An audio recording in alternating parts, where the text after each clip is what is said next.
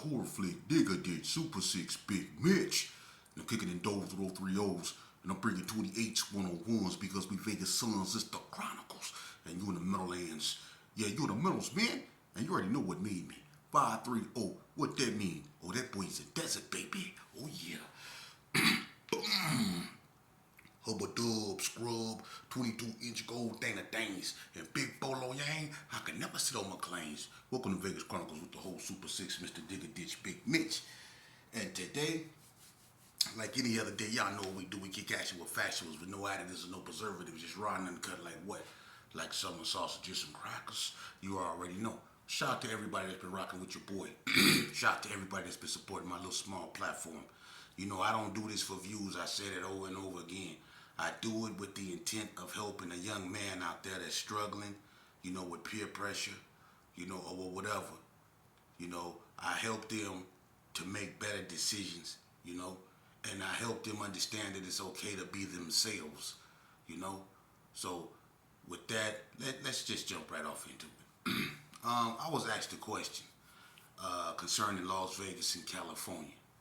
I was asked, has California and Las Vegas ever came together, you know, to, I guess, fight other people? Yeah, Las Vegas and California has came together on many occasions, mainly to fight the Sureños or the Southsiders. That's mandatory. But they also came together back in the days to fight the DC boys, because the DC boys came to Indian Springs a long time ago, and they bought some inappropriate behavior with them.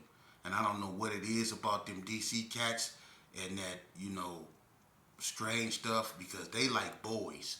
And I'm just keeping it real. But they bought that stuff to Indian Springs and basically told the cats on Indian Springs yard that that was their yard, and they taking over the Cali boys, the Vegas boys, and remnants of Reno boys, dudes from Hawthorne, Winnemucca, Battle Mount, everybody whooped them. You know what I mean? So yeah, Vegas and Cali has came together on multiple occasions. And let me tell you something, man. There's no real animosity when it comes to Las Vegas and California, although I've been in real wars against Cali. And I'm gonna tell you something. A lot of times those wars has to do with individual people. Like the war that started it all was between Big Dan from Queen Street Bloods, Inglewood, and Seaweed from the Gerson. You know, they jumped Big Dan on the stage in NNCC. That's what started the war. When I was stabbed in my eye by the Cali boys, that war was started behind Leonard Harvey, Hot Chest from the Hood, and Seawack from Altadena. Those two guys right there couldn't get along, which started a big old war, man. So normally when Vegas and California get into it, it's because individual people have a spat, and then it'll bring in other people. But it's not really Vegas hating Cali or Cali hating Vegas, because Vegas get along with California. We lift weights together, you know, we eat together, we rock together. We look at them as, you know, brothers, and they look at us as brothers, you know. And there's OGs out there like Straw from 74 Hoover. Shout out to him. Shout out to Quick Hands from East Coast Crib. Shout out to Lil Man from 76 East Coast Crib. You know, it's a bunch of guys that's out there. You know, Honey Bear from Bloodstone Villains, Carone, KK and Bam from Bloodstone Villains, Butter from Skyline Power Rules. You know, it's a bunch of guys from California that's good, solid individual, and I can never forget my big brother, OG Mouse, APB, rest in peace. You know what I'm saying? And this part. We got some good brothers from California, man, and it's a respect thing, but it has been skirmishes, you know, because some cats from California don't like Vegas, and then some dudes from Vegas don't like California, but, you know, that's the minority, and we don't let them really dictate the relationship, because for the most part, Vegas and Cali rock together. You know what I'm saying? But let's move on.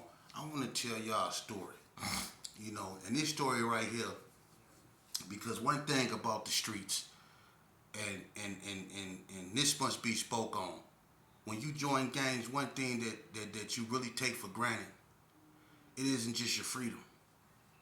You take your life for granted, you know?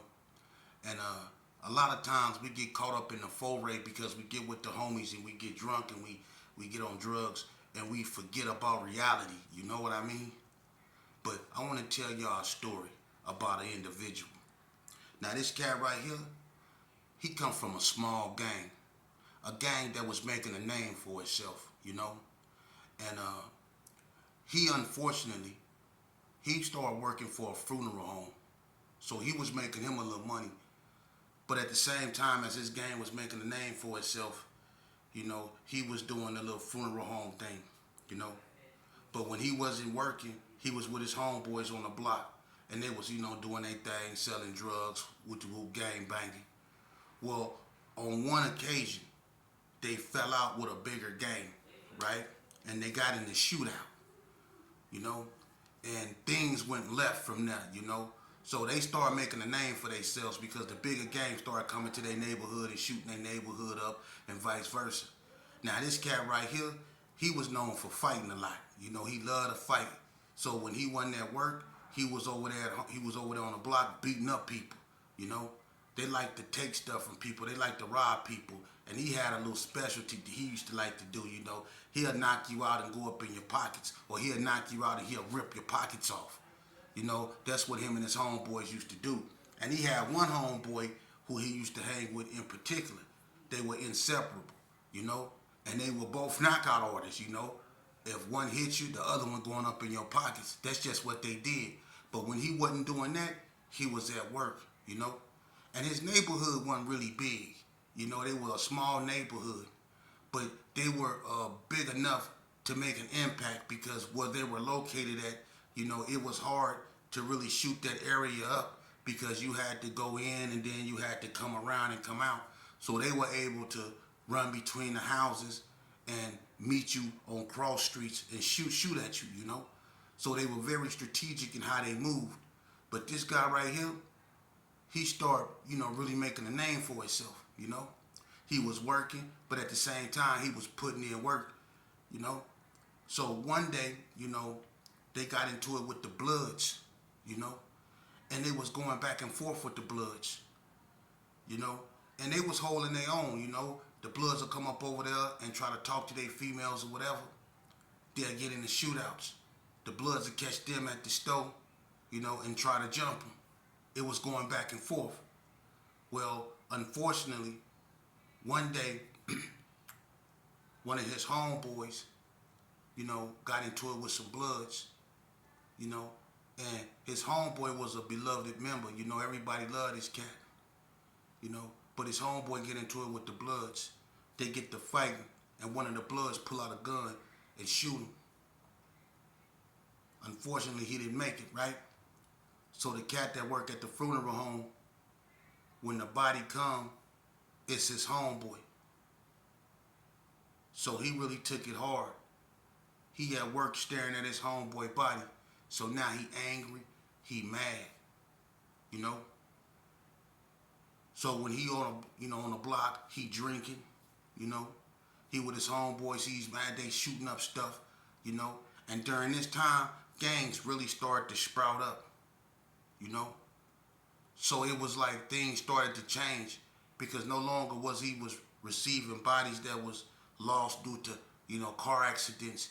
He started receiving more and more bodies due to gang violence.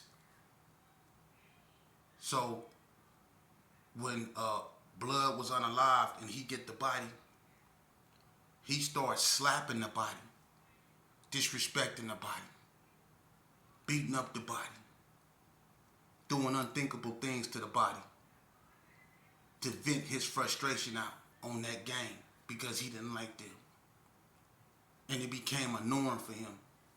If he got a body that belonged to a certain hood that they didn't like, he'll had a body throwing up his neighborhood, or he'll slap it, or he'll punch it. And then he'll come on, you know, the block and he'll brag to his homeboys how he did that.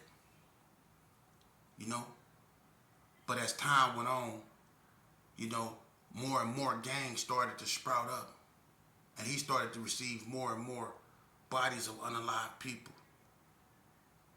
So it started to take its toll on him, but he didn't know. He just started to drink. more and more. He couldn't get along with his girlfriend no more because he was too hot-headed. He was so used to dealing with unalive bodies that it started to change him. His demeanor became cold. You know, he wasn't so spontaneous like he used to be. He used to be loud, you know. He became quiet. His sense of humor became ice cold, you know. And he became more stern and even more vicious. So as they was on the block, you know, they was getting into shootouts. The enemies would come through. They'd get in the shootout. He started to make his mark. But then they get into it with another Crip gang. This time, it's really on. Right? So they get into a big old foray. A fight happened. A shootout occurred. This time, one of the opposing gangs, the bigger gang, lost a member. Now they hot, right? So when he go back to work, the body of his enemy come to him, right? So now he disrespecting that body real bad, right? This is what he do. And he took pleasure in doing this. This is how sick he became in the head. He really was disrespecting his body because they had a disdain for this other neighborhood. So he started, you know, positioning the body, being disrespectful, doing just all kind of disrespectful things to it, spitting on it, doing all kind of disrespectful things to it. Then he go back to his neighborhood and he brag about it. He brag about it. His homeboys, they kind of act like yeah, but in reality, they wasn't really feeling that. But he didn't care because he'd been doing it so long, it started to consume him. And taking stuff from people. He just couldn't stop doing that. So if they catch a person walking and they think they got something, and even though he had a job, he still had a fetish to take stuff from people. He just couldn't stop doing that. And it didn't matter who you are. If you look like you had some money, they was going to ask you where you was from, and one of them was going to steal on you, and the other one was going to go in your pockets. Well, on this particular day, they was out chilling. Everything turned up. Everybody got weapons. So they decided, we gonna go to the store. Let's go get some drinks. No harm, no foul, right? So him and his partner, his day one, they get in the car, they drive up to the store, right? They kind of already drunk. So they park by the gas pumps. They get out the car.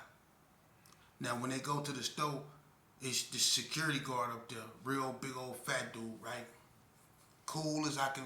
He real cool. Don't get nobody no problems. Never bother nobody. He ain't trying to be super cop or nothing like that. You know, he the type of security guard that if you come up to the store and you ain't got no money and you ask him, hey man, can you give me $2, man, so I can give me a pop? He'll come out his own pocket and give you $2. He was just cool like that, you know. He wasn't hostile at all, you know. And everybody kind of liked this cat. But they pull up. He out there. He used to always dress in black, you know, the security guard, you know. And he always kept big thumpers, kept a gauge, you know, and all that. Kept pistols, you know. But everybody liked this dude. He wasn't no nothing. He was just a big old dude doing his job. They come up there, they drunk, right? So they get into it with the security guard. You know, they have words for whatever reason, right? Now these two cats right here, they knockout artists and they like taking stuff. So when they get into it with the security guard, you know, he known for being nice and courteous. So they looking at the security guard as being, dude, you soft. So old boy that worked for the funeral home, him and the security guard, they get to arguing, right? His partner, who was also a knockout artist, he decided, I'm gonna knock the security guard out, right? They gonna knock him out, take his pistol. So when his partner fire on him, right, Unfortunately for the cat that worked at the funeral home, the security guard didn't go to sleep. So a struggle ensued. They scrapping. Old boy can't knock the security guard out no matter how hard he hit him. He can't knock him out. So now they tussling. They trying to take his pistol from him. The security guard real big though. He a big old fat dude. Old boy hitting him on his chin. Over and over. Old boy will not go to sleep and he won't let his pistol go. So finally the security guard get free. And when he get free, he pulled his pistol out. And the cat that worked at the funeral home was right there in front of him. The security guard raised his gun and shot the boy right in his head. He's no longer. You see? And the security guard didn't go to jail or nothing because they on camera trying to take this man gun. But the same cat, they used to slap these bodies. They used to disrespect these bodies. Became a body.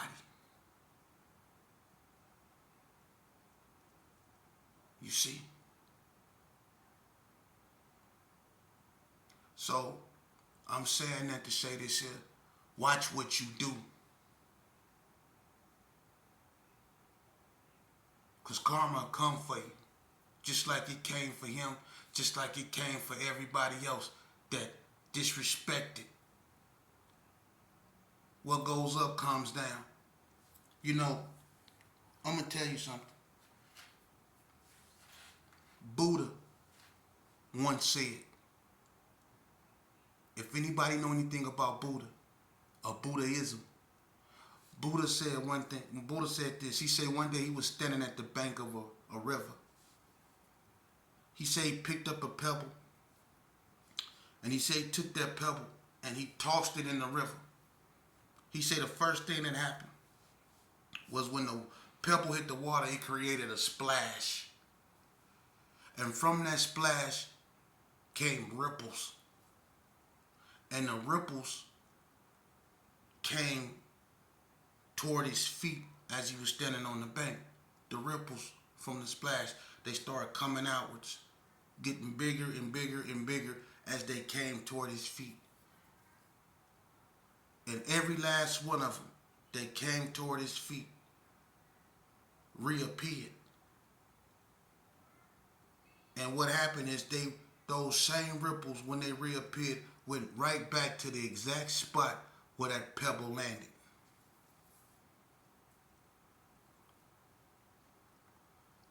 That's what happens with your actions. When you do things, negative things, you get back what you give out. You reap what you sow. When we take life for granted, we lose it. Y'all think about what I just told y'all, man. If you go be running around with your blicky or your switch and all that old stuff, if you go live by that, brother, expect to leave this earth by that. The harder you live, the harder you will leave this earth. I'm going to tell you something. You ask any cat from any hood about their hardest homeboy. I had a homeboy named Cornbread. I talk about him all the time. Cornbread was known for taking datings. He was known for being rambunctious. He was the type of dude that would walk in the crowd of his enemies and tell his enemies, I'm the Gerson. He was that type of dude. Wild, Wild West, cowboy, shoot 'em up, bang, bang type of individual. Women loved him. He was tall, lanky, had muscles, had a long curl. They loved his swagger. He talked like a cowboy. He had an old man soul. He had influence. Women loved him. And he used his reputation to get women. But one thing about Bread, he was a womanizer. It was a dark side to him. I love him. I love him with all my heart, but I was there. Bread was brutal sometimes when it came to women. And he was a big dude, so I literally seen Bread choke slam women under tables. For real. But Bread met his fate at the hands of a woman. Because it was a woman who lured him out his house. You see? The same creature he used to slam, disrespect, and do the things he used to do. I mean, he didn't hide what he did. Bread was who he was. But it was a woman who lured him out. You see? Check this out, man. I remember I took this little youngster bike and carry arms. We was at this party, man, and I was with my homeboy. I had a homeboy named Short Dog, rest his soul, and it was, in the back of Carry Arm, facing Cary. They got like a little alley back there, but they was throwing a party, and as we was leaving, it was this all black and yellow bike, kind of looked like the Pittsburgh Steelers, but I stole it, right? I had this bike for like 3 days, man, and I was rolling around. I liked it. People used to just steal bikes. Everybody remember that back in the day when you just find a bike, steal it, But anyway, I remember I was over Short Dog house, and I was in front riding the bike around in circles. And him and his mom's, the little kid, I guess the bike belonged to him because they confronted me. And the mama was telling me to give her son back his bike. And I was like, you can buy it back. And she was like, I'm not finna buy back my son's bike. Give my son back his bike. And I wouldn't give it to her. And I was like, you can buy it back. Give me $50. You can have it. So she was like, you ain't gonna give me my son's bike? I said, no, give me $50 and you can have it. She said, that's okay. That's okay. And she promised me that I was gonna meet my fate on that bike. She told me I was gonna DIE on that bike. And when she said that, those words stung. I swear to God.